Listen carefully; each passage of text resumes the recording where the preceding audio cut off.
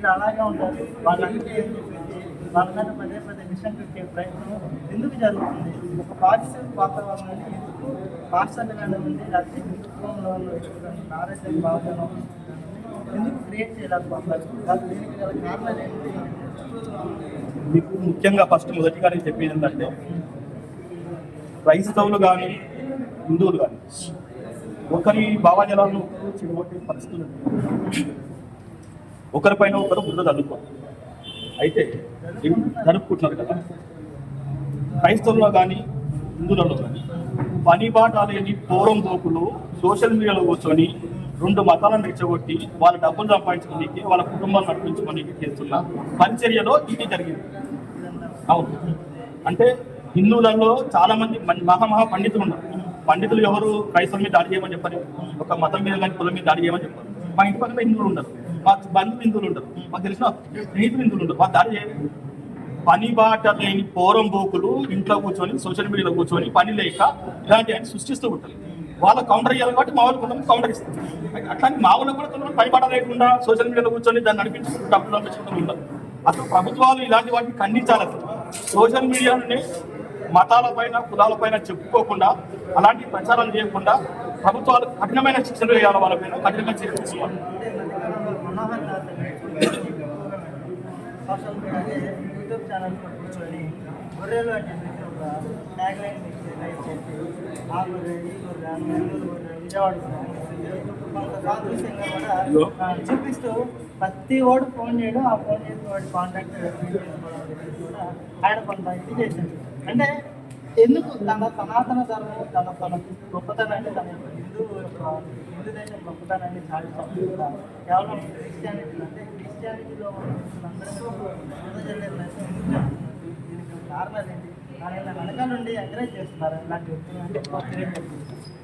మనోహర్ దాస్ అనే వ్యక్తి అది మనిషే కాదు, వాని మాటలకు నేను స్పందించవలసిన అవసరం లేదు. క్రైస్తవులు వాని మాటలకు స్పందిస్తారు కాబట్టి వాడు హైలైట్ అవుతుంది. ఒకటి, వాడు ఒక తోడేలు అంటే శవాల మీద ఏరుకొని తినేస్తుంది, ఏదైనా జబ్బులు ఉన్నదాన్ని ఆ జబ్బును తినేస్తుంది. తోడేలికి మాట, మనసు, మర్యాద ఏముండదు. మనోహర వాడు ఎప్పుడు చూసినా గొర్రెలు అంటుంది కదా, ఆ గొర్రెలు క్రైస్తవులు ఎందుకు అంటున్నారని మీరు ఎందుకు అనుకుంటున్నారు? మేము అనుకోవట్లేదు. వాడు ఒక వేస్ట్ ఫెలో, ఆయనకి భార్య పిల్లలు లేదు, కుటుంబం లేదు, బాధ్యత లేదు, రోడ్డు మీద అడుక్కునేవాడు. వాడు అడుక్కునే వాటిలో కూడా మేము స్పందించాలా? కాదు కదా, మేము స్పందించాము. మనోహర్ దాస్ అంటోడు మా క్రైస్తవులు లెక్కనే లేదు. మనోహర్ దాస్ లాంటి వాడిని ప్రభుత్వాలు పట్టించుకొని వాడిని తన్ని జైల్లో వేసినప్పుడు వాడిని తెలుస్తుంటాం.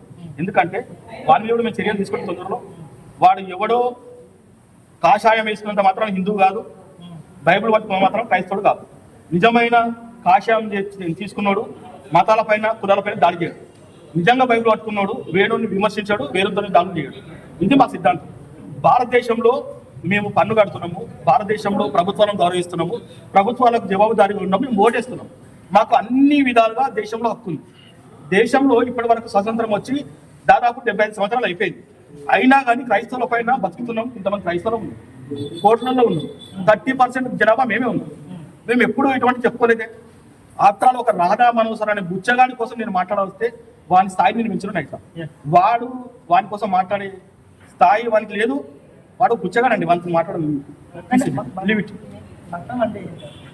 మతం అంటే మార్గం, అంటే మంచిని బోధిస్తుంది, మంచిని మాట్లాడంటది, మంచిని చూడంటది, మంచిని చేయంటది, ప్రజలను ప్రేమించమంటది, నిన్ను నాశనం చేసే వాళ్ళని కూడా ప్రేమించి వాళ్ళని మార్చంటది. తప్ప నువ్వు పట్టుకొని మా గ్రంథంలోకి వచ్చే లేదంటే మా మొత్తం మాలాగా ఉండిపో అని చెప్పదు. మతం అనేది మంచి మార్గాన్ని తెప్పించేది మతం.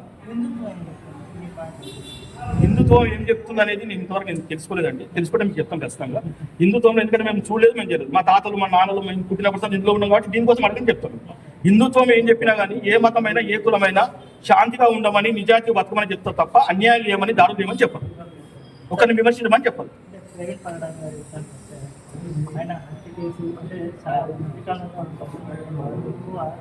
విస్తృత చర్చ అంటే ఆ ఘటన జరిగిన తర్వాత ఫస్ట్ మీ రియాక్షన్ ఏంటి? ఇది ఖచ్చితంగా యాదృష్టికంగా జరిగేదని భావించారా, లేకపోతే కొన్ని శక్తులు ఉన్నాయని భావించారా? ఉంటే దీని వెనకాల ఉన్నది ఎవరు అంటే మీరు ప్రవీణ్ పగడాల్ గారిది హత్య అని మీరు నిరూపించిన ప్రూఫ్ అయిందా?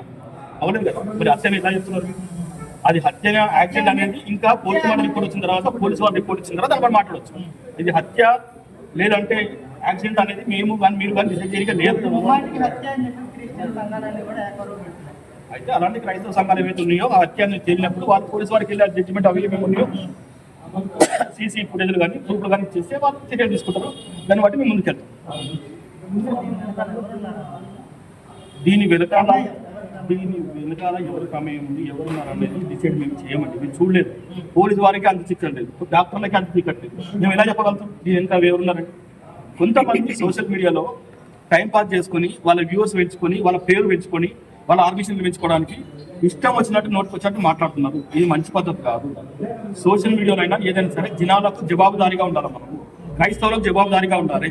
క్రైస్తవత్వాన్ని తీసుకెళ్లి బురదలో పడేయద్దు. మనము క్రైస్తవత్వానికి ప్రపంచవ్యాప్తంగా ఒక మంచి గుర్తింపు ఉంది, నిజాయితీ ఉంటామని ఉంది. ప్రభుత్వాలు గౌరవిస్తే, ప్రేమిస్తాయి, క్షమించే వాళ్ళమని చెప్పేసి అందరికి గుర్తింపు ఉంది. కానీ మనం అలాగే ఉంచుదాం. ప్రవీణ్ పగడాలని కుటుంబ సభ్యులే మేము క్షమిస్తున్నాము, ఏం చేయకుంటే క్షమిస్తున్నాము అంటే వాళ్ళకి ఏం తెలియదు. అది యాక్సిడెంటా మంటలా తెలియదు. ఒకవేళ జరిగి ఉంటే మేము క్షమిస్తున్నాం అన్నారు. కానీ క్రైస్తవ సంఘాలుగా స్పందించవలసిన బాధ్యత మాది. ఇంకో సేవకుల మీద దాడి జరిగితే ఇక్కడ జరిగి ఉంటే ఆ దాడి జరిగినట్టు మనం కాన్సెప్ట్ ప్రకటిస్తాం. అప్పుడు ఏం చేయాలో ఆలోచిస్తాం. అంటే గతంలో ఒక ప్రవక్త మీద అవాకులు సవాకులు అంటే తన నోటి వచ్చినట్టుగా డెలివరీ నుంచి కూడా వార్నింగ్ అయితే వచ్చింది. ఆ వీడియో మీరు చూసే ఉంటారు. ప్రస్తుతం ఆ వీడియో మళ్ళీ దాని మీద